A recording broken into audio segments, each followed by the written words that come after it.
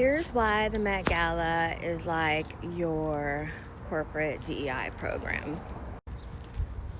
As someone who has overseen DEI programs for many years in-house at a corporate company, the Met Gala for me was very similar to sometimes when you roll out a new program to educate people and it gets watered down.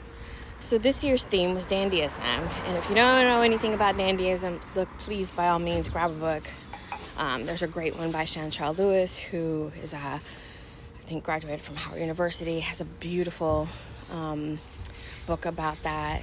Also, obviously, there was the curator for the Met Gala as well, since that was her PhD thesis.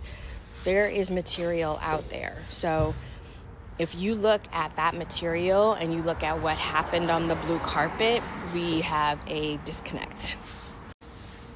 So not unlike at work, when we set out with intention, right? Black dandyism, a lot of people were referencing Andre Leon Talley, pivotal icon, fashion, epitome of Black dandyism in the modern times for a lot of people, ostracized towards the end of his life by Anna Wintour and Vogue, literally just pushed out and long overdue for accolades. Not the first person, though, when we think about Black dandyism and superfine tailoring. When you listen to a lot of the people on the blue carpet, there was a disconnect.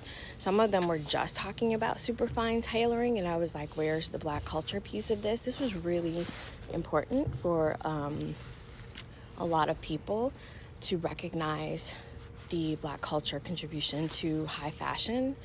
How come we didn't see more Black designers? There were some, but there weren't a lot. And how come that wasn't like a requirement? Just like, how can we feature more, right? Lewis Hamilton at the Met Gala, one Met Gala, buys a whole table and brings Black fashion designers because they weren't invited before. So then we spark this whole conversation. Then you listen to some of the mostly white, actually, some of the white attendees talk about what the theme meant for them, and they're all talking about fine tailoring. Not all of them. There are some of them that are very specific. Gigi Hadid, which was like, listen, let me just break this down for you. I think Joey King did an amazing job when we're talking about Black dandyism. It's not just about a pretty dress. It's not just about fine tailoring. It's literally about a cultural moment that some people missed entirely. And I'm not even just saying Black people missed entirely, because there were some spokespeople for some fashion houses that I feel like didn't rise to the occasion either.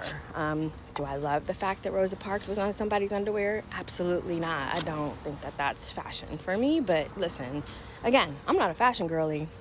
I'm a cultural girly.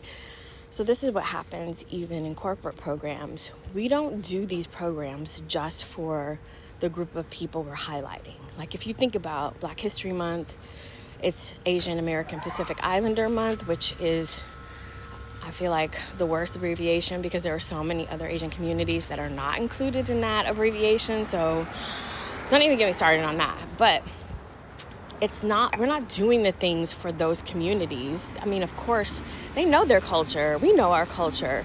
We're doing this for the people who don't know anything about our culture, for the people who curate education so they don't know anything. They're literally starting from the day that they were born, and they're just like using words that's never has this happened. You mean in your lifetime? That's different. So again, that happens at work all the time. You want to roll out a program. You want people to learn about something from a diversity, equity, inclusion, cultural belonging perspective. Someone gets uncomfortable, the corporate blue carpet gets watered down. Someone's talking about,